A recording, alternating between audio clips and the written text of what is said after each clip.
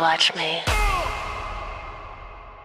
Bonjour, bonsoir tout le monde, je suis ravie de vous retrouver aujourd'hui pour une nouvelle vidéo news et sans perdre plus de temps, c'est parti. Donc au programme, le mariage secret de Zendaya et Tom Holland qui vient de révéler quelques détails inattendus, la séparation de Vanessa Paradis et Samuel Benchetrit, Brad Pitt qui révèle avoir replongé dans l'alcool après 7 ans de sobriété, Leonardo DiCaprio et Jeff Bezos qui unissent leurs forces pour sauver des espèces menacées, Britney Spears qui affirme ne plus vouloir faire partie de l'industrie musicale et Perez Hilton, la queen du gossip, comme je l'ai toujours appelée, qui a pété un plomb en direct live sur TikTok. On en parle à la fin de cette histoire. On va commencer par Zendaya et Tom Holland qui ont célébré leur mariage en toute discrétion, mais quelques détails sur cette mystérieuse cérémonie viennent de filtrer. Alors, ils ont organisé une fête privée le 4 août pour célébrer leur mariage après s'être unis plus tôt cette année, a confié une source à People. Le couple a retrouvé amis et famille au Beaverbrook Hotel, un hôtel de luxe situé dans une demeure de campagne du Surrey au Royaume-Uni qui compte 56 chambres et suites et s'étend sur un domaine de près de 150 hectares. Cette vaste propriété se trouve à proximité de Kingston upon Thames, ville natale de Tom Holland, dans le sud-ouest de Londres. Alors, qu'est-ce qu'on apprend? Le mariage était placé sous le signe de la nature, selon une source, précisant que les 3 frères de Tom Holland, Sam, Harry et Paddy, étaient présents et ont séjourné dans les cottages disséminés sur le domaine. Durant la cérémonie, les frères portaient des smokings noirs agrémentés de délicates fleurs des champs glissées à la boutonnière de leur veste. Que ça devait être beau. Pendant des années, Zendaya et Tom, qui se sont rencontrés sur le tournage du premier Spider-Man, ont affirmé n'être que des amis proches, alors que les spéculations sur leur relation allaient bon train. Leurs personnages, Peter Parker et MJ, ont échangé leur premier baiser à l'écran dans le Spider-Man Far From Home, sorti en 2019. Leur relation a été confirmée publiquement en juillet 2021, lorsque le couple a été photographié en train de s'embrasser dans une voiture. 2 mois plus tard, Tom célébrait le 25e anniversaire de Zendaya en publiant un selfie du couple pris devant un miroir alors qu'il portait le costume de Spider-Man. Ma MJ, je te souhaite un très bon anniversaire, appelle-moi quand tu seras réveillé, avait écrit Tom Holland. J'appelle tout de suite avec un cœur, avait répondu Zendaya quelques heures plus tard. Donc ça c'était pour le petit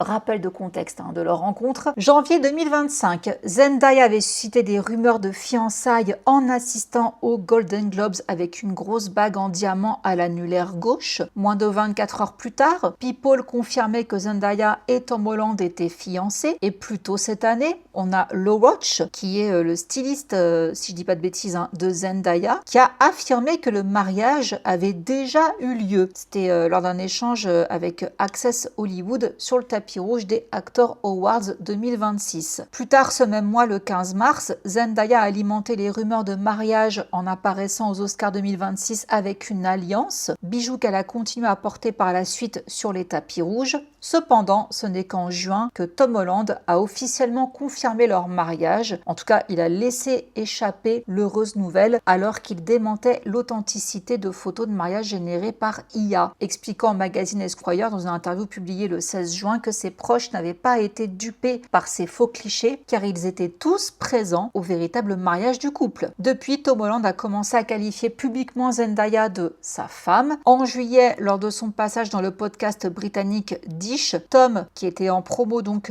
pour The Odyssey de Christopher Nolan auprès de Zendaya, s'est vu demander « Avec qui aimerais-tu passer des vacances en Grèce ?» Et il a dit « Je pense qu'avec ma femme, ce serait pas mal. » Ça serait un peu bizarre si je disais « Désolé chérie, en fait, je vais emmener Matt Damon. » Donc voilà, on avait compris qu'ils étaient mariés. Mais si on veut des détails, on n'en aura peut-être jamais, parce que Zendaya a déjà expliqué pourquoi elle ne confirmerait pas explicitement son union avec Tom Holland, soulignant qu'elle souhaite préserver la confidentialité de sa relation. J'ai le sentiment qu'il existe à mon égard une forme d'investissement parasocial dans ma relation amoureuse, ce que je comprends tout à fait. Je suis consciente d'être une personnalité personnalité publique tout comme lui. Je sais aussi que nous avons grandi sous le regard du public et tourné des films où nos personnages tombent amoureux. Je comprends donc très bien cela et je ne veux pas balayer la situation d'un revers de la main en disant « mêlez-vous de vos affaires » ou autre, mais à bien des égards, je suis aussi quelqu'un de très réservé et je fais de mon mieux pour préserver un jardin secret pour moi comme pour lui. Voilà, donc ils sont bel et bien mariés. Ensuite, passons à Vanessa Paradis. Bon bah là, c'est un divorce. 5 jours après la fin de sa tournée des festivals, Vanessa Paradis a laissé à son manager le soin de s'exprimer sur une décision très personnelle. Donc elle a officialisé dans un communiqué à l'AFP le jeudi 6 août sa séparation avec le réalisateur Samuel Benchetrit qu'elle a épousé en 2018. Donc après 10 ans de vie commune, là, ils ont annoncé d'un commun accord leur séparation, dans le respect et l'affection qu'ils continuent de se porter. Donc pour rappel, ils s'étaient mariés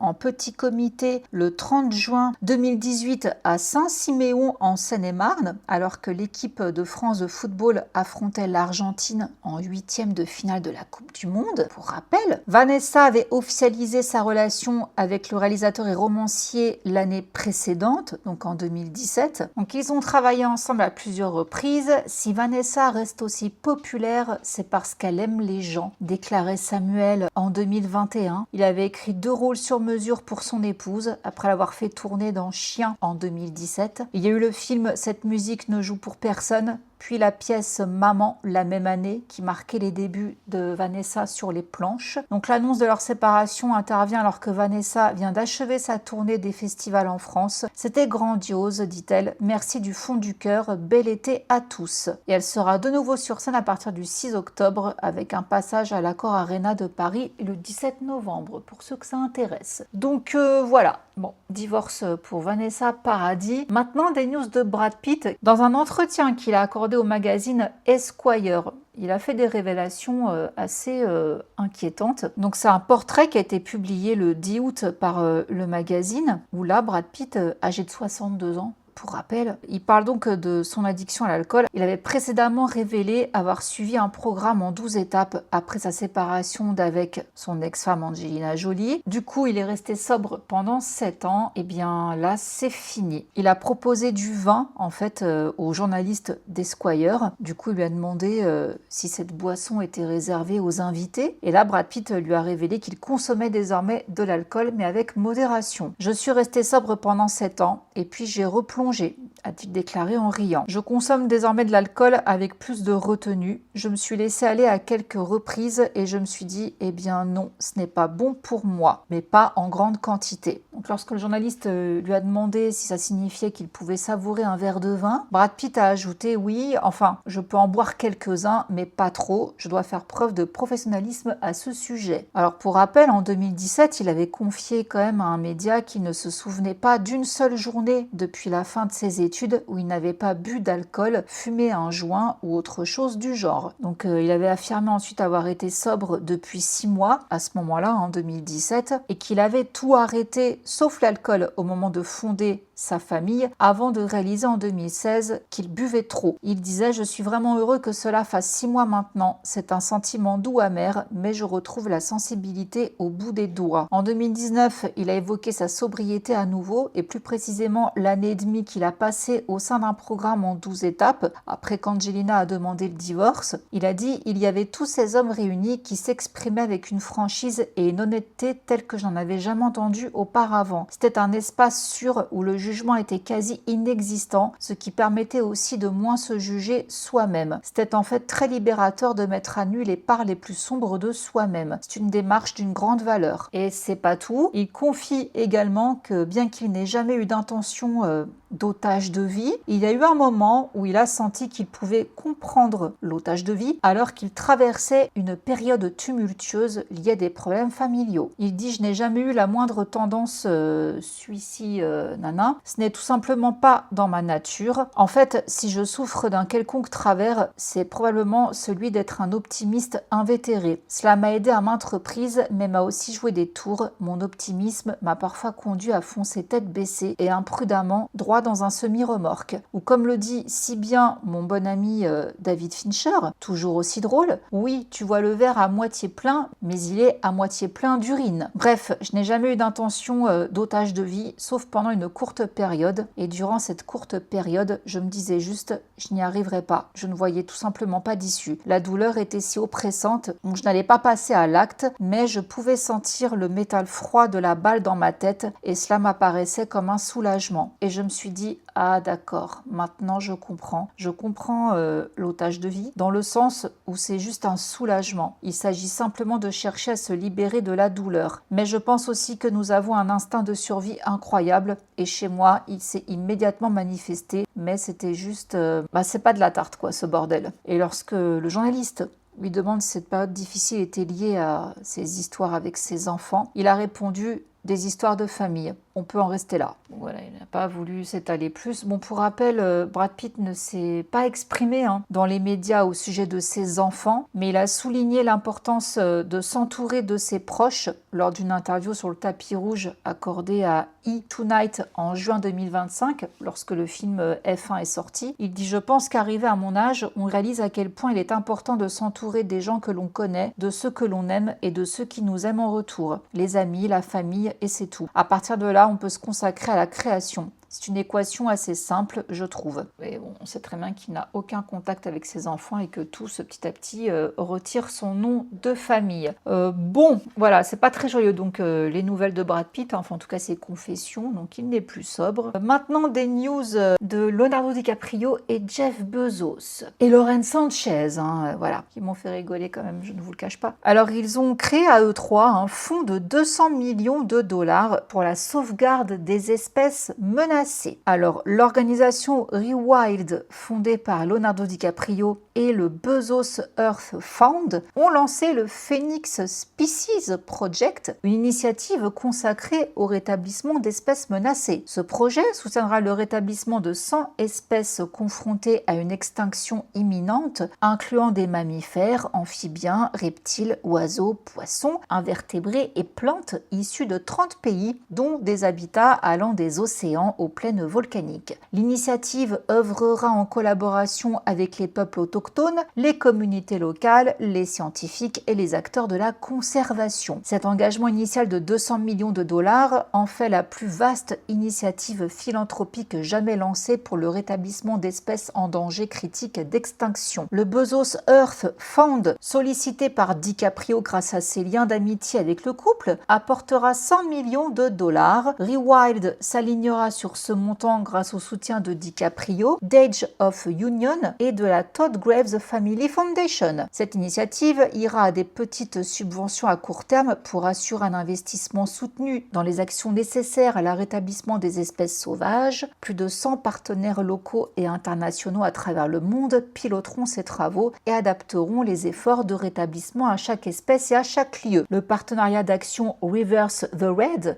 s'associe à cette initiative pour aider les gouvernements à identifier les espèces prioritaires et à mettre en œuvre des mesures de rétablissement. Donc, le projet est mené en collaboration avec la Commission de la sauvegarde des espèces de l'UICN, le plus grand réseau mondial de scientifiques bénévoles œuvrant pour la conservation, en tant que partenaire mondial pour les connaissances. Et pourquoi je vous dis que ça me fait rigoler? Parce que quand je vois DiCaprio et Bezos dans les gros titres donner de la thune pour sauver les espèces, je ne peux pas m'empêcher de penser à ce qu'ils font pour défoncer le climat. Voilà, tout simplement. Quand j'entends Léo sur le climat, tout ça, j'ai vraiment envie de le baffer. Quand j'entends pareil Bezos sur la sauvegarde de la planète, machin, tout ça, j'ai aussi envie de le claquer parce que ce sont des gens qui passent leur temps dans des jets privés, ne serait-ce que pour aller acheter du pain à l'autre bout de la ville. Ce sont des gens qui vont dans des yachts, mais qui polluent. Et après, ça vient faire la morale à des gens comme vous et moi pour bien faire le tri sélectif afin de lutter contre le réchauffement climatique. Et ça me gonfle. Peut-être que c'est pour se donner bonne conscience justement avec tout ce qu'ils font de mal à côté. Du coup, ils lancent des opérations comme ça avec des sommes astronomiques. Mais ouais, voilà, ça m'énerve en fait. DiCaprio, Bezos, c'est bien, mais les gars, essayer quand même de faire encore mieux. Sinon, j'ai moins rigolé par contre quand j'ai vu le post sur X de Britney Spears. C'était le 7 août dernier. Elle a posté un long message sur X où on voit une photo en fait de ses enfants quand ils étaient petits, Sean Preston et Jaden James. Et dedans, voici donc ce qu'elle raconte. Donc je vous ai traduit. Ces deux petits corps sont sortis de mon ventre. Oui, ce sont les miens. Malheureusement, ce n'est qu'il y a 5 ans que j'ai découvert qu'ils étaient emmenés en secret à la plage par mes parents tout l'été. Avec le recul, je me souviens que mon père m'interdisait d'aller au restaurant pour manger un hamburger avec une nouvelle amie super cool que je m'étais faite, car toute l'attention que j'avais reçue des paparazzi après avoir été gardée à la maison pendant 4 mois l'avait offensée. Je n'ai plus jamais eu le droit de revoir mon ami ni d'aller dans des vieux restaurants d'hamburgers. Si vous me connaissez, vous savez que j'adore manger. Les photos que j'ai vues de mes parents en secret à la plage tout l'été avec mes enfants tous les week-ends, je me suis demandé pourquoi je ne faisais pas partie de leur sortie secrète et sympa. Je me sentais démoralisée de vivre dans un pays où l'on acceptait que des gens comme ma mère et mon père mènent une vie cachée avec mes enfants. C'était démoralisant. Honnêtement, je me suis mise à genoux et j'ai pleuré pendant 2 mois. À ce jour, la société ne comprend pas les véritables répercussions concernant les droits et libertés auxquels chacun devrait pouvoir prétendre. Je n'ai jamais pu être moi-même, la vraie Spears. J'étais incroyablement intelligente, mais on m'a fait subir un lavage de cerveau pour m'enfermer dans un système d'ignorance où tout le monde profitait de moi. Je crois fermement être un ange et cela fait mal. Le temps s'écoule dans une autre dimension quand on est un ange. L'étincelle de vie dans mon regard me manque quand j'étais plus jeune, toujours si désireuse de plaire et avide de vivre. J'étais incroyablement passionnée par tout. Je sais que tout cela remonte à des années, mais en vieillissant et en comprenant ma véritable valeur en tant que femme, je repense à tout ça et je me dis comment diable un gouvernement a-t-il pu laisser faire ça? Je ne suis pas une nonne, mais je vis dans la prière et le yoga chaque jour de ma vie. J'ai tellement pleuré. Je suis extrêmement faible, mais on dit que c'est dans la faiblesse que l'on trouvera la plus grande force, car on s'abandonne à Dieu. Mon fils m'a dit la semaine dernière que tout cela n'était que de la science, qu'il ne croyait pas personnellement en Dieu. À ce moment-là, j'ai cru avoir échoué en tant que mère, car je sais qu'il y a un esprit saint qui siège au royaume des cieux. J'y suis allée, je l'ai ressenti. Je veux dire à mes enfants et aux gens en général que je regrette les erreurs que j'ai commises par le passé. Je ne veux plus faire partie de ce milieu et franchement, rien que d'y penser, ce n'est plus du tout comme à l'époque où j'étais plus jeune. Mes intentions et mon état d'esprit étaient totalement différents quand je montais sur scène. Durant ces 15 années, rien de tout cela ne reflétait ma véritable personnalité ou ma façon de penser. J'ai subi la honte et l'humiliation et on m'a forcé à tout faire. Je me demandais sans cesse si je devais lutter contre tout ça alors que plus jeune, je rêvais. Je me sentais incroyablement légère et le lien avec les fans était différent. J'étais simplement audacieuse et je faisais les choses à ma façon, mais jamais, au grand jamais, autorisée à faire quoi que ce soit de mal. Mon image devait être irréprochable. Je trouve que l'expression « quand je suis mauvaise, je suis encore meilleure » est sacrément géniale. Mais pourquoi le fait d'être meilleure représentait-il une menace pour le pays et pour ma propre famille? Je ne retrouverai jamais ces années perdues et je suis fière d'en parler car c'est honnêtement d'une tristesse incroyable. Je danse seule, mais et si la célébrité n'était qu'une illusion? Et si rien de tout cela n'était réel? En tant qu'être humain, nous voulons tous un héros ou un modèle, mais au bout du compte, nous ne sommes que des gens ordinaires. À mes yeux, nous sommes tous des stars, car je suis tout simplement maman désormais. J'ai rencontré des personnes fascinantes, intelligentes et inspirantes qui ne sont pas du tout célèbres et je préférerais de loin prendre un café avec elles. À chacun ses goûts. Nous avons tous nos préférences et je ne suis pas là pour juger. Je suis simplement là pour partager mon point de vue en toute franchise, car j'ai le sentiment d'avoir été incomprise au cours de ma vie. Je veux me rapprocher de Dieu, élever mon cœur vers sa plus belle dimension spirituelle et retrouver les rêves que je faisais quand je partais au Mexique. Voilà donc le message de Britney. Elle n'est pas partie dans tous les sens comme elle le fait parfois. Là, c'est vraiment assez cohérent et malheureusement, ça fait que confirmer encore et toujours ce qu'on sait. Je crois que ça se passe de commentaires. mais c'est triste. Et pour terminer, un petit mot sur Perez Hilton. Perez Hilton, comme je vous disais donc en début de vidéo, c'est le queen du gossip. Ça fait plus de 20 ans que le mec, il suit les stars, qui raconte des potins sur les stars. C'est Gossip Girl, hein, voilà, version star depuis toujours. Son blog, il a je ne sais pas combien d'années, mais c'est également une langue de vipère. Il a fait beaucoup de mal par le passé, notamment à Britney Spears. Je me rappelle de t-shirts à la mort d'Heath Ledger, t-shirt que lui-même avait créé, hein, Perez Hilton, où il avait donc mis un espèce de graffiti d'Heath Ledger avec en dessous « Pourquoi c'est pas Britney à sa place ?» Pourquoi c'est pas Britney qui est morte? Il a été pourri. Il a pourri Britney, il lui a pourri la vie. Pourtant, leur relation, elle est très bizarre. Parce que, après son pétage de plomb à Britney, la tête rasée, etc., Perez Hilton, donc, l'a descendu Britney, hein, très méchamment. Pourtant, quand elle est revenue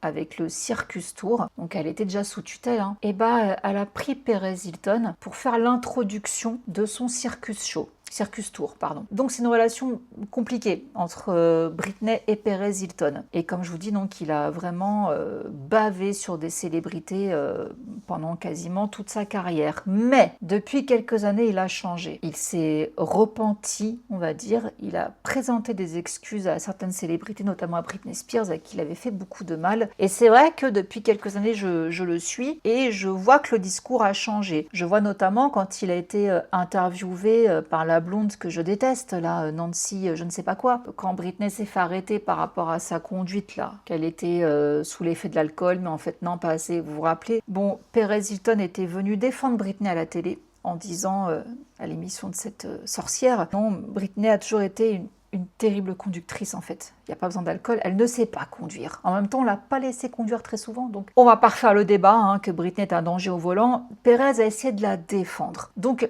je voyais depuis quelque temps qu'il avait vieilli, c'est un homme qui vit seul avec ses 3 enfants, et là récemment, il a eu des problèmes de santé. Ça n'allait vraiment pas fort du tout. Moi, il me faisait rire hein, quand il parlait du procès Blake Lively, Justin Baldoni. Il avait des sorties sur Blake Lively parce qu'elle est venue lui chercher des poux. Blake Lively, il a été justement au tribunal et tout, Perez Hilton, à cause d'elle. Voilà, c'était marrant cette période-là, et c'est justement là aussi que j'ai redécouvert un Perez Hilton toujours aussi drôle, toujours aussi queen langue de vipère, mais beaucoup plus calme qu'avant. Et donc, comme je vous dis, il a eu des problèmes de santé. Et récemment, là, il n'y a pas très longtemps, il a déménagé en Floride. Donc il a quitté LA pour la Floride avec ses enfants. Et il disait que c'était un gros changement, quoi, que ça n'allait pas très bien. Et là, il y a quelques jours, il a fait un live TikTok où là, ça a été un cauchemar. Ça va tellement loin pour vous dire que beaucoup de gens veulent carrément intenter un procès à TikTok parce que en fait Perez Hilton il a commencé à pleurer. Il était en live avec d'autres personnes. Il y avait lui si vous voulez, sa tête et d'autres personnes également en vidéo. Voyez-vous, je sais pas comment ça s'appelle ce système-là. Je fais pas de live sur TikTok. D'ailleurs je ne suis plus sur TikTok. Hein. Le compte que j'avais ouvert je l'ai supprimé parce que c'est pas mon délire TikTok. Mais voilà, il était en live accompagné d'autres personnes et là tout simplement en fait il s'est mutilé. N'allez pas voir les vidéos, n'allez pas les chercher ni rien parce que c'est assez choquant. Moi, j'ai pas tout vu. J'ai vu quelques petits bouts floutés, merci, et il était recouvert de sang, Carrie. C'était Carrie. Et du coup, les gens ont appelé la police pour aller le sauver, quoi, parce que c'est chaud en fait ce qu'il faisait, quoi. Apparemment, ça a été traumatisant. Les gens qui ont vu, sans floutage, sans rien, il n'y a pas de mots en fait apparemment pour décrire l'horreur de ce live. Donc la police est arrivée, il a été emmené à l'hôpital et il est encore en soins. Il doit suivre des opérations, il a perdu beaucoup de sang, donc il ne s'est pas loupé, il s'est fait beaucoup de mal. Et pourquoi j'en parle? Parce que c'est quand même un personnage public, il est peut-être moins connu en France, aux États-Unis en tout cas il est très connu. Et là si vous voulez, je voulais apporter ma petite pierre à l'édifice, pas pour faire dans le sensationnalisme morbide de cette affaire, mais parce que je suis tombée sur un truc sur des choses qui m'ont choquée. Notamment l'acteur de Supernatural, là je vous mets sa photo parce que je retiens jamais son nom. Il avait au départ porté son soutien à Perez Hilton pour ensuite reposter un message en disant « Ah mais je savais pas qui c'était, ce qu'il avait fait avant et tout, je tiens à m'excuser, mais non, je cautionne pas du tout. » Donc en gros il retirait son message de sympathie envers Perez Hilton. Et c'est là si vous voulez où où je suis choquée donc de tout ce que je vois en ligne. Il n'y a que des vidéos en fait, et que des messages, quasiment, qui disent que Perez Hilton, c'est le karma, et qu'il n'a que ce qu'il mérite. Alors, je sais qu'on vit dans un monde pourri, comment l'oublier, mais là, si vous voulez, je suis choquée de voir du contenu, des vidéos qui durent 20 minutes, pour défoncer un mec qui a voulu se tuer en live, en direct live, parce qu'il a eu une crise de démence. Il est en pleine dépression, en pleine descente aux enfers, et les gens sont contents. Les gens disent, bah voilà, avec tout ce que tu as fait à Britney et tout, c'est bien fait pour toi, mais encore une fois, le type...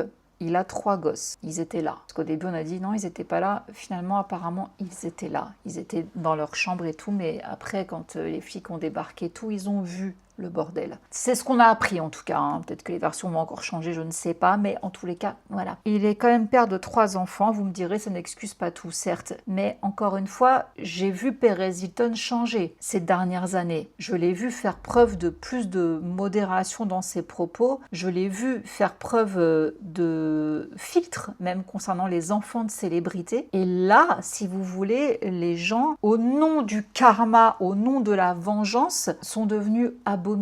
En plus, il s'amuse maintenant à faire circuler son adresse, alors que c'était justement sa hantise à Perez Hilton qu'on sache son adresse pour ses gamins. Maintenant, voilà, tout le monde connaît l'adresse où il vit avec sa famille. Et voilà, je voulais vraiment en parler parce que, encore une fois, donc c'est un personnage public. Pour moi, c'est vraiment le père du gossip, en quelque sorte. Je crois aux secondes chances. Il a fait ce qu'il a pu pour essayer de se rattraper. Il a été présenter ses excuses auprès de ceux avec qui il a fait le plus de mal. Il a essayé de rentrer en contact direct ou indirect en passant, voilà, quand il pouvait pas avoir directement accès à la star, il est passé par des agents et tout pour s'excuser. Il continue à faire son truc, mais c'est vrai qu'il est beaucoup plus cadré qu'avant. Pour moi, quand il y a une rédemption chez la personne, je suis plus encline à pardonner. Et je pense que même Britney Spears, de toute façon, si on doit parler d'elle, hein, puisqu'il lui a fait beaucoup de mal, je ne pense pas du tout que Britney, avec la mentalité qu'elle a, elle lui souhaite du mal à ce Perez Hilton. Parce que malgré tout ce qu'il lui a fait, elle lui a fait faire l'introduction du Circus Tour, preuve qu'elle ne lui en voulait pas à l'époque. Donc qu'est-ce qu'elle va lui souhaiter du malheur aujourd'hui? Pourquoi les fans de Britney devraient se réjouir? Je comprends pas. Donc voilà, c'est une histoire qui secoue beaucoup la toile aux États-Unis en ce moment. C'est triste, c'est un peu inattendu, parce qu'on ne savait pas qu'il avait des problèmes mentaux à ce point-là, qu'il avait vraiment une santé mentale fragile à ce point-là en ce moment. Donc pour moi, dire c'est le karma, ça porte pas bonheur de se réjouir du malheur des autres. Donc c'était mon petit coup de gueule. Donnez-moi vos avis en commentaire pour ceux qui ont suivi cette histoire, mais s'il vous plaît, soyez gentils quand même, parce que voilà, je pense pas qu'il faille souhaiter du malheur à qui que ce soit, et tout le monde a droit à une seconde chance. Je vous laisse là les amis, je vous retrouve très vite dimanche pour une nouvelle vidéo. Je vous fais plein de gros bisous. Mouah. Ciao. Undercover on the beat, so twerk it, bitch.